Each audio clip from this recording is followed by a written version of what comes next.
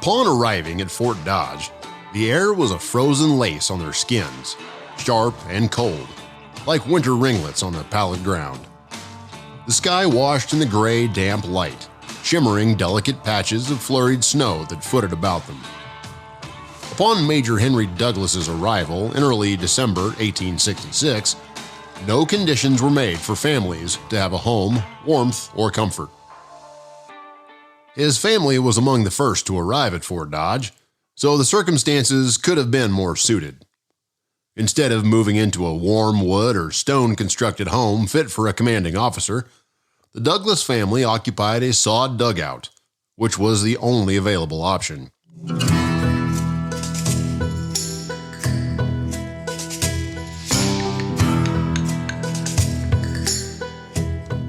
Wild West Podcast proudly presents In the Midst of Conflict, Part 3, Correspondence of Conflict. Before the new commander arrived, officers at Fort Dodge searched for suitable building materials to improve living conditions. Converting Fort Dodge from a dugout encampment to a permanent installation posed a strategic challenge for the U.S. Army due to the need for more timber, efficient transportation, and nearby quarries. The Army was willing to pay a premium for skilled carpenters. But when they found that local timber was not suitable for construction, they were made to depend on the principal native building material of the Southwest, adobe or sod. Major Henry Douglas bitterly complained, "The house I live in was no palace, but a hovel." Within a few days, Isidore, her husband, and 3 children, including a nursing baby, moved into a mud house with 3 rooms and a kitchen. Their sod structure faced the Arkansas River, and the builders covered the back and sides of the dirt structure with earth. Being close to the river, it was subject to high water, and raising 3 little boys in a dirt house would not have been easy. During this time, the dugout's roofs were elevated, and wooden bunks were constructed from the lumber provided by the first supply train. In addition, old tents were used to line the tops of the dwellings to ward off inclement weather. Isidore described her new home in a letter to her mother.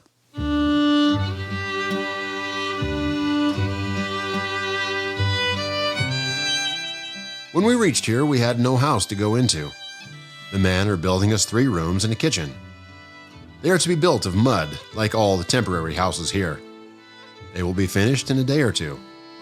They are 3 feet below ground and 4 above. The floor is mud, or rather, we have no floors at all. We expect to put canvas on the floor. It is useless to put a carpet down. It is such a muddy place. Not a tree or a blade of grass at the post, there being no trees. We have to have mud houses. I will tell you all about our home when we get into it. Our boxes did not come with us, so that will be inconvenient. I fear our boxes are lost. Henry was sent here to take command of the post and build it. He will build the houses of a stone that is porous, harmless by explosives, and does not retain dampness."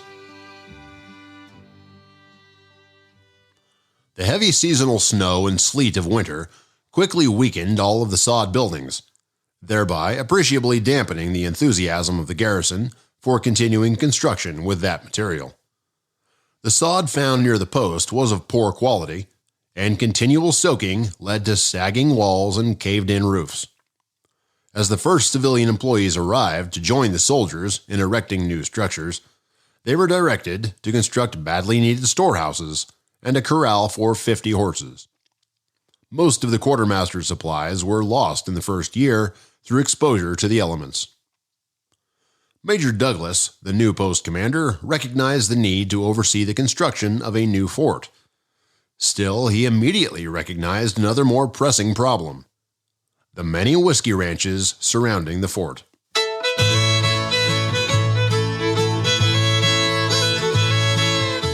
Multiple whiskey granges, seated around the post during the formative years, proved to be recurring sources of problems for the soldiers. These enterprises were referred to as whiskey ranches by the military, echoing their proprietors' discretions. The Indian tribes along the Arkansas River tolerated these ranches because they were a primary source of liquor, guns, and ammunition. An astute owner of such an undertaking could anticipate as much as a 20-to-1 return on investments when trade goods were exchanged for horses, buffalo robes, or annuity currency given out to the Indians by government reservation agents. The public freighters often passing by the fort proved a severe problem for the garrison's officers. Enterprising wagon hands were well aware of the lucrative market for whiskey that could be found among the troops and civilians on the post, and gallons of the forbidden spirits were smuggled onto the post, despite the rigorous inspections that the post officers carried out. On December 21, 1866, Post Commander Douglas complained to the commander of the District of the Upper Arkansas. I have the honor to report that several gallons of whiskey were smuggled into this camp last night and sold to the men and citizen employees of this command by the supply train under the charge of S.B. Hickok. The wagon master said Hickok is employed by Colonel Bradley, Chief QM of the district. The supply train left on its return before the facts were ascertained. I therefore make this report so the commander of the district may investigate the matter as he deems proper. On January 13, 1867, Fort Dodge's commanding officer, Major Henry Douglas, wrote a crucial three-part correspondence to the department headquarters at Fort Leavenworth. The three-pronged letter provides a sense of unease over the sale of arms to the Indians and the discontentment with functions and oversight of the Bureau of Indian Affairs. In his correspondence, he accuses Charles Rath of selling arms and ammunition to the Kiowas and recommends suspending Rath from the Fort Zarah reservation. Investigations discovered that Rath was innocent of the charges. The true culprit was David Butterfield, who ran a trading post at Fort Larned. Butterfield was licensed to sell guns and ammunition to any tribe living at peace with the United States. According to Donald Berthong, his agents were selling arms by the case to Indians along the Arkansas River.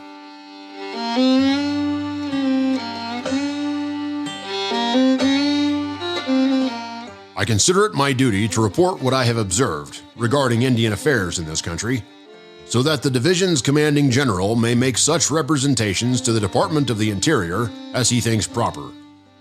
I will also include other helpful information. The issue and sale of arms and ammunition, such as breech-loading carbines and revolvers, powder and lead, loose and in cartridges, and percussion caps, continues without intermission. The issue of revolvers and ammunition is made by Indian agents, as authorized by the Commissioner of Indian Affairs, and traders make the sale of them in the most incredible abundance. Blitterfried, an Indian trader formerly of the Overland Express, has the most significant investment in Indian goods of all the traders.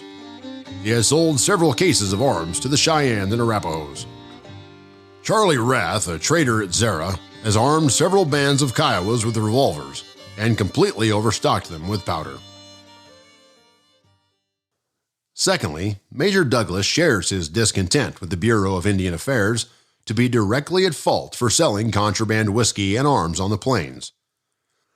Douglas complained bitterly to General Hancock, commander of the Department of Missouri, saying that Indians frequently arrived at the fort to collect their annuities, armed with newly purchased revolvers. In addition, some of the more prosperous tribe members had acquired several handguns, which they treasured over rifles because of their ease in handling while on horseback. Between the authorized issue of agents and the sale of the traders, the Indians were never better armed than they were at present.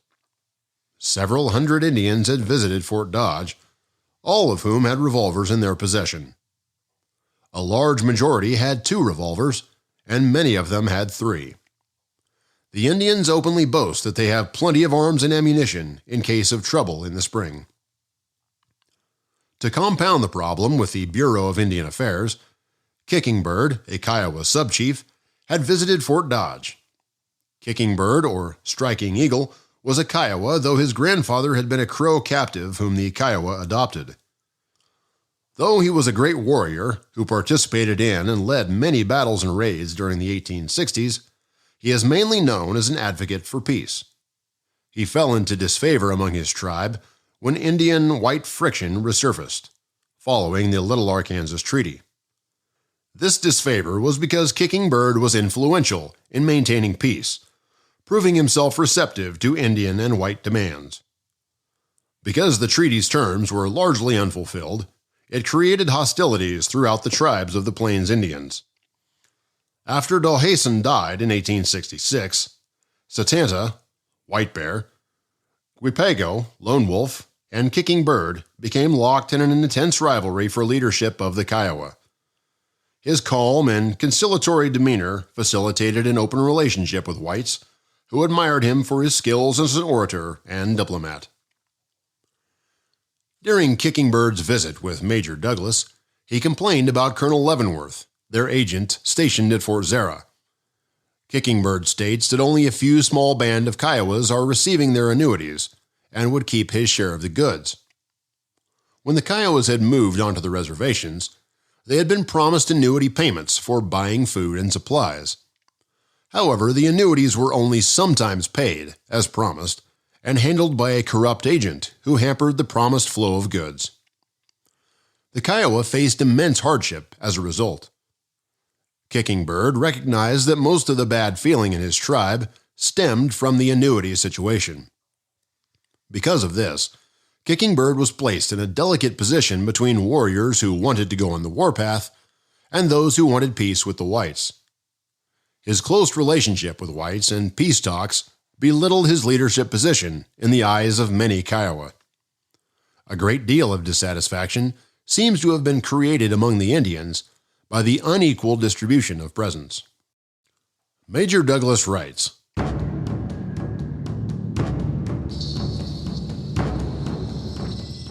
"The Kiowas complained bitterly about Colonel Leavenworth, their agent stationed at Fort Zara. Kicking Bird, chief of the Kiowa, states that only a few small bands of Kiowas got any presents. The balance last year got nothing. That it had been represented to Colonel Leavenworth that most of the bands were bad in their hearts and would not go to get their presents. That he, Kicking Bird, sent runners to tell Colonel Leavenworth that his stock was poor and he could not move in the goods. But Colonel Leavenworth would not listen and either gave all the goods to the bands then or sold them to other Indians, and told them they would not get the goods that year.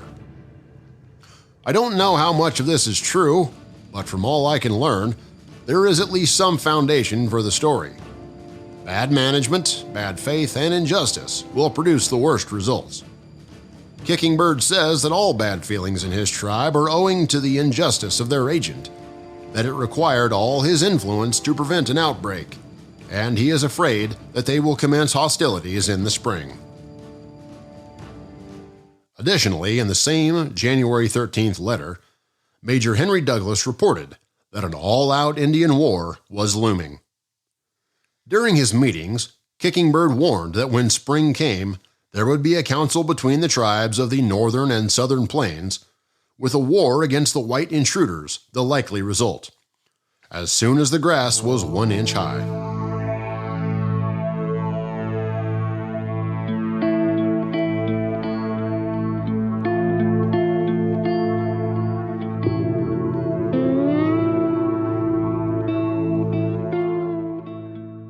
Kicking Bird says that the Sioux and Cheyenne asked his permission to cross the river, and that he refused it for fear of trouble, but that his men wished them to cross.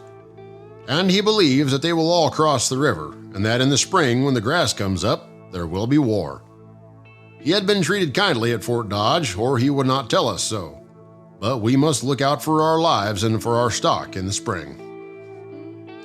As they talk now, he says all the tribes north and south of the Arkansas will be in the outbreak, his tribe among them. He also states that Satanta, or White Bear, a principal chief of the Kiowa, is always talking about war. They have already had a council at the Kiowa camp, which the Cheyenne, Sioux, Arapaho, Kiowa, and Apaches were represented, and it was agreed that as soon as the grass was old enough, they would commence war. He, Kicking Bird, had been treated kindly at Fort Dodge, and he wished to put us on our guard so that before spring the Indians might change their minds. But at present, their intention was war. He said he would frequently be backward and forward to give us the news. General Sherman knows the chief, Kicking Bird, who talked with him last fall. At this post, he is believed to be the most reliable of all the Indians. I would respectfully state that it is my purpose to keep the district and department informed of all the movements of Indians in large bodies as far as possible.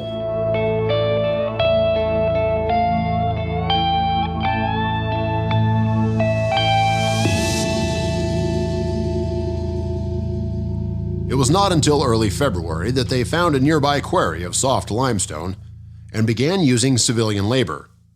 Construction commenced on 2 barracks designed to house 50 men, a formal headquarters, a commanding officer's quarters, a hospital, a quartermaster's depot, and supply buildings. Quarrying the stone miles from the fort exposed workers to Indian attack, and the experienced labor needed to construct permanent stone buildings was expensive. As much as $100 a month, or 3 times that of a moderate laborer. It is no accident that the first stone structures built in 1867 were the headquarters, commanding officer's quarters, hospital, and quartermaster storage building. Henry Douglas's wife, Isidore, wrote about her husband's plan to build splendid stone buildings within a year. But in 1867, many obstacles were standing in the way.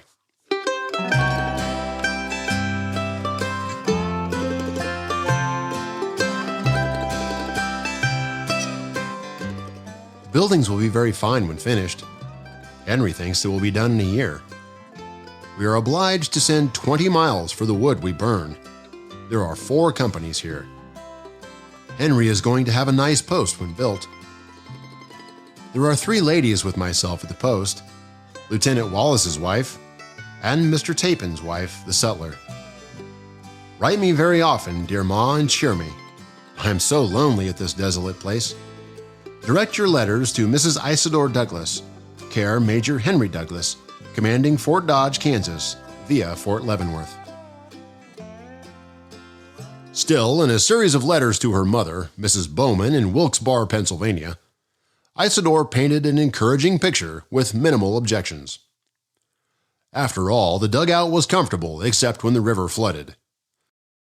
And everyone at the fort knew that new living quarters were planned for officers and enlisted in the coming months. The following letter provides details of their journey and living conditions at the fort when they arrive.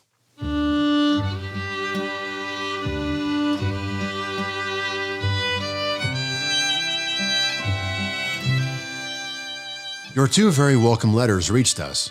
I will answer them tonight, though I do not feel in the writing humor. I am quite blue today. You know how gloomy a rainy day is at post, and particularly this post, so far from civilization. It has rained today, and the wind is now howling so pitiful that I feel inclined to cry more than write. Then the baby is crying. I must wake him up. This is always the way the little rogue seems to know when I am busy. He insists upon my undivided attention. I have now got him in my arms, he nursing and just ready to snatch my pen. He is a bright little fellow who has lots of pretty ways, such as pat-a-caking, putting his arms out to go to others, etc. I'm now keeping house. Our house consists of a dining room, a bedroom on either side of the dining room, a kitchen back of the dining room, and a lobby in front. We are 3 feet below ground, 4 feet above. They are very comfortable quarters, though the thermometer is below 0. We hardly know it is cold. We have 4 rooms, each room with a large stove. A river, the Arkansas, is about 10 yards back of the house. The houses here are more picturesque than elegant. I wish you could see our mud house. It looks gloomy now, but when our boxes come, I will fix it nicely. When our new quarters are done next year, we will live somewhat differently. Now we are living somewhat in the manner of prairie dogs. The men's quarters are holes, burrowed in the bank of the river. Ah, well, we are comfortable. Although we are deprived of luxuries, I wish I had a rocking chair. I sometimes long to sit in one. The quartermaster had us a fine washboard made, a bookcase, a cupboard, washstand, bed, and Henry is sent east for a double iron bedstead. We are not half so badly off as you think we are. From various reports, Major Douglas believed an Indian war was looming, and held a council with the Kiowa chiefs on February 9, 1867. He held conferences with Satanta, Stumbling Bear, and their followers. Satanta, the tribe's greatest orator and second most influential chief, was known for his bravery and recklessness in battle. Satanta was considered the worst Indian on the plains and the most dreaded for a long time. He was the war chief of the Kiowas. Many stories afloat about his doings at Fort Dodge, some of which are true, others not. Satanta warned that a council would occur between the tribes of the northern and southern plains in spring, with war against white intruders likely to occur. He demanded that Fort Dodge and Fort Larned be abandoned, and that soldiers and other whites cease using the resources of his people without compensation. He also wanted military units removed to a location no further west than Council Grove, the Santa Fe Trail, and other trails closed, and construction of railroad and telegraph lines across the southern plains halted.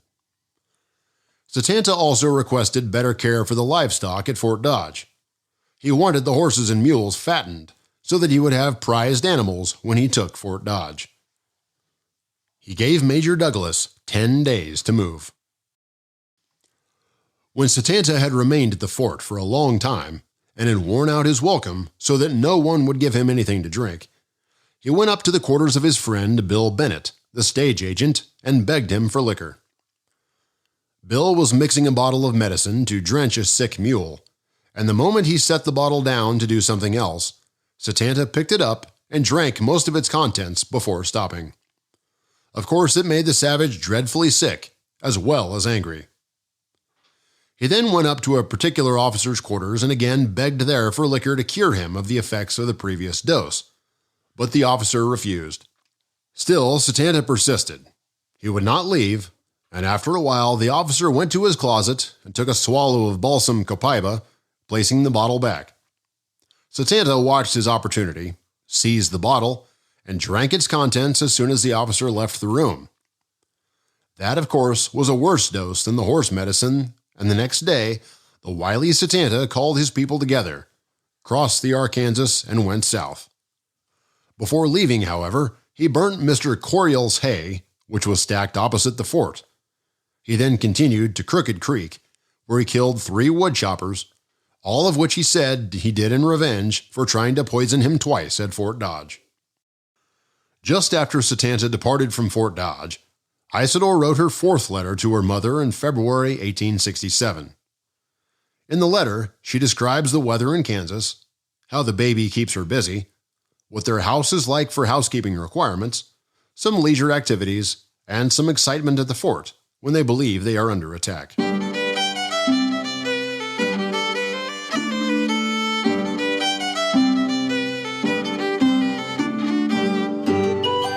We had quite a little excitement the other night. Henry had gone out. The man, soldier cook, was sleeping in the kitchen, and I had gone to bed. I first heard the sentinel calling for the corporal of the guard 3 or 4 times. Then he fired his musket. Then the other sentinels fired their muskets. They kept loading and firing for about 15 minutes. I could see the flash from the window. I called the man. He put on his equipment for a fight. The long roll drum continued to beat for everybody to come out. I would not let the man go, but got Henry's pistol. I stood in front of the man while he was fixing the pistol. Then I said I will lay the baby was in my arms, with the boys, and I will sit on the bed with them and defend them with my pistol, while you run out and see which way the Indians are coming. I had not gone from him 2 seconds when I heard the report of the pistol, and the man said, "Oh!" I thought they had commenced firing our house, when the man said, "My pistol went off by accident. I stood in front of him 2 seconds before. He might have killed me and my baby." The ball passed through the door of the room where I stood and hit the stove. The alarm proved to be the corral on fire. The soldiers were sleeping, and the officers were all at the sutler store outside the garrison. The sentinels could not make anyone hear by calling, and so they fired. The officers were without arms, so they picked up stones and ran to the garrison. We have no blockhouses here, but good breastworks. There is not much danger now, but in the springtime will be more. Henry is preparing for it. He's building redoubts, etc. They can never take this fort. We have only 3 companies now. I am getting so well and strong. I ride horseback, shoot at a mark. I beat Henry the other day shooting a target. I made the most beautiful line shot you ever saw. Most houses are not damp. The little boys will be so glad for the Valentines. Poor little fellows have no amusements here. I must say good night. Write often, for I have so little here to interest me. Affectionately, your daughter, Isidore Douglas. P.S. Your property must be worth a great deal. Baby's name is Charles Edward, after Henry's eldest brother. He was baptized the day before we left Columbus, Ohio. We have canned jellies also in the commissary. My washing is $20 a month. We have 100 employees building this post. In the same February letter, Isidore mentions the high cost of $20 a month for getting her laundry done. At that time, each company had permission to appoint up to 4 women as post laundresses. It was a common practice to employ women solely to serve officers. However, problems would sometimes arise when some men during their free time competed for the attention of post laundresses.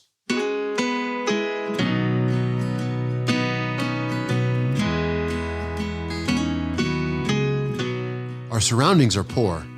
We live in a miserable house in a wild desert, but we have plenty to eat. We get canned tomatoes, canned peas, and corn from the commissary. They are perfectly splendid, as well as milk, butter, eggs for $1 a pound and $1 a dozen. We live as well as you do in the East, but must pay a hefty price for everything. The sutler brought up some oysters at $10 a can. We got one, but we do not know the price. I have a soldier cook and a little girl to care for baby. I pay the little girl $10 a month. Tell Mary if she has come here with me, she could have $35 a month. That's what girls get out here. It's such a hard old place that girls won't come here unless they get big wages. It was discovered that the women hired for laundry work were also responsible for other duties. Any enlisted men who did not wash their own clothes or pay for the service on a per-piece basis were charged $6 each month for a laundress. This cost could be significant, especially if only a few men were using the service. In fact, the $6 fee represented nearly half of an enlisted private's salary. When the men were relocated, the laundresses would typically move with them from post to post. At first, the laundresses lived in dugouts at Fort Dodge, but they were later given better housing once the enlisted men moved into permanent barracks. On one occasion, a colonel who was ordered to report to Camp Supply from Fort Hays asked the commander at Fort Dodge to provide transportation for his 2 personal laundresses to his new station. This request annoyed the commander, who reported it to his superiors. As a consequence, the colonel was severely reprimanded. After that, he informed a Fort Dodge officer that he would never trust his judgment again. From time to time, the laundresses were too arrogant and had their duties limited by the post commander. The commander would issue orders reminding all military personnel to sleep in their quarters and prohibiting the laundresses from staying in the officers' quarters, where they were making the officers' stay more comfortable. On March 14, 1867, Major Douglas sent a report to Brevet Major H.E. Noves, acting Assistant Adjutant General at the Headquarters District, Upper Arkansas. The following report from Major Douglas at Fort Dodge describes a communication received about the Kiowa Indians, who have been making threatening demonstrations and sending insulting messages.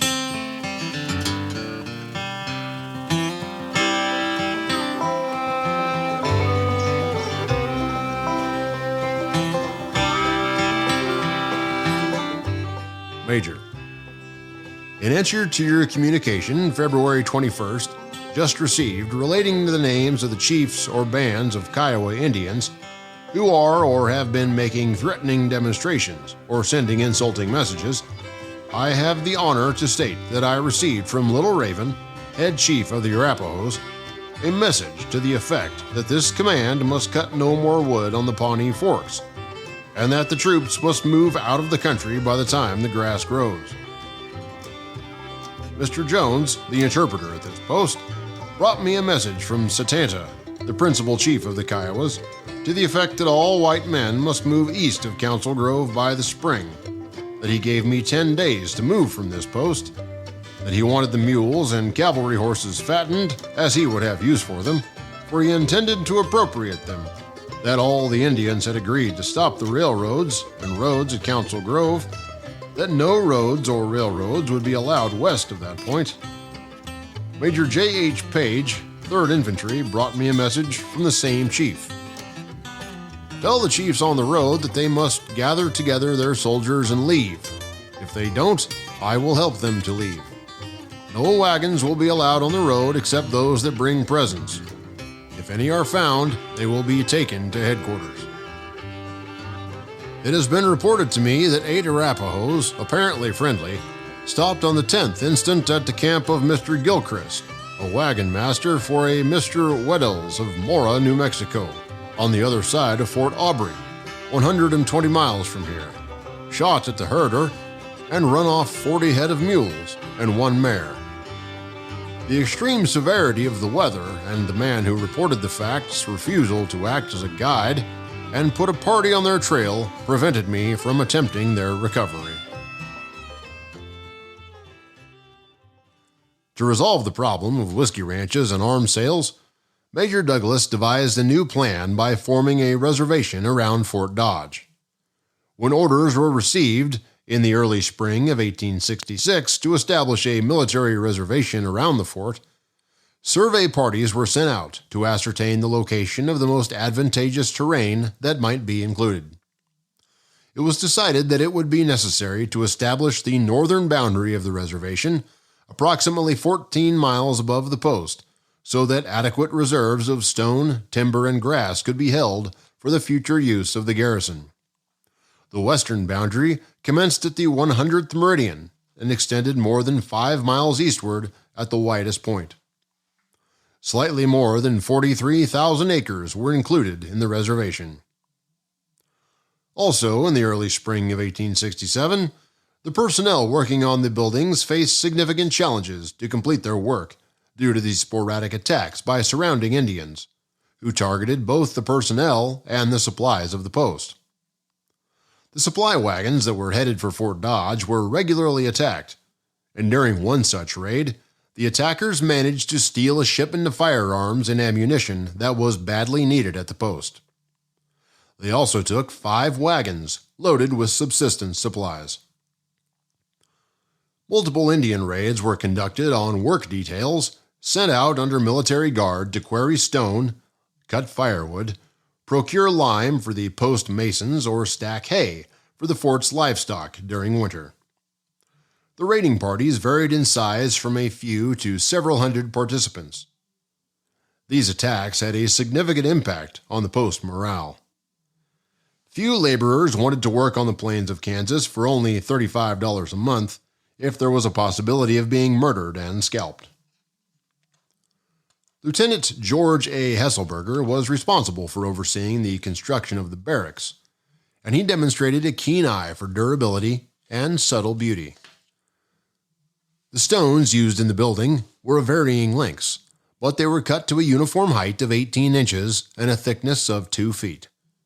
Skilled civilian masons then dressed the heavy rocks before they were put into place. Each barracks building was designed to accommodate approximately 50 men and featured a kitchen, mess room, and dormitory for the soldiers. The latrines were located just behind the barracks. The hospital plans included a ward room that could house up to 4 companies' worth of sick soldiers, along with an attached administration section for hospital personnel and a separate kitchen. In the spring of 1867, Lieutenant Hesselberger expressed his concern for the Department of Missouri regarding the slow construction process due to a shortage of men and materials. Skilled craftsmen, including carpenters, masons, and blacksmiths willing to work under challenging conditions, were paid between $85 and $100 monthly. On the other hand, common laborers were offered $35 per month. Wagons were used to transport lumber and hardware for construction over the Santa Fe Trail from eastern Kansas or Santa Fe, New Mexico. Although the latter was the preferred source of supplies, the materials had to be transported further due to the lower price offered.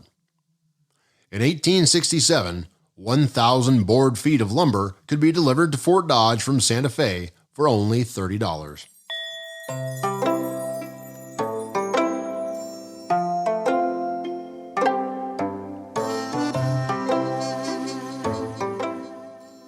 In March of 1867, construction projects at the fort ceased after Major Douglas submitted a report mentioning an Indian council he had with Satanta, where he was threatened with an attack in the spring. Upon receiving this report, Hancock sent orders to gather intelligence on the intentions of Southern tribes, provide more guides and interpreters, and monitor movements in Indian camps.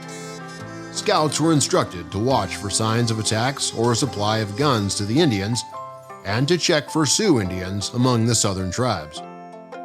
War was imminent, and all attention had to be given to the possibilities of defending against conflict.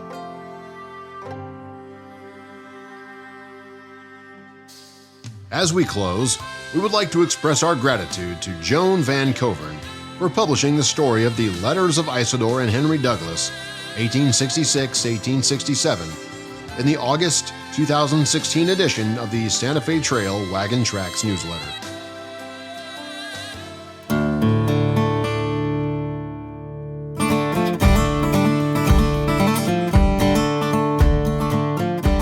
That's it for now.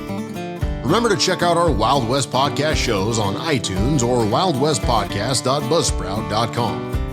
You can also catch us on Facebook at facebook.com/wildwestpodcast or on our YouTube channel at Wild West Podcast, Mike King, YouTube. So make sure you subscribe to our shows listed at the end of the description text of this podcast to receive notifications on all new episodes. Thanks for listening to our podcast. Make sure you check out the Western Cattle Trail Association website at westerncattletrailassociation.com. If you have any comments or want to add to our series, please write us at wildwestpodcast@gmail.com. We will share your thoughts as they apply to future episodes. Join us next time as we travel back to 1866 and tell the story of the first cattle town of Abilene, Kansas, as we revisit the stories of a disorderly town brought to declaration by two very famous law officers, Thomas James Smith and Wild Bill Hickok.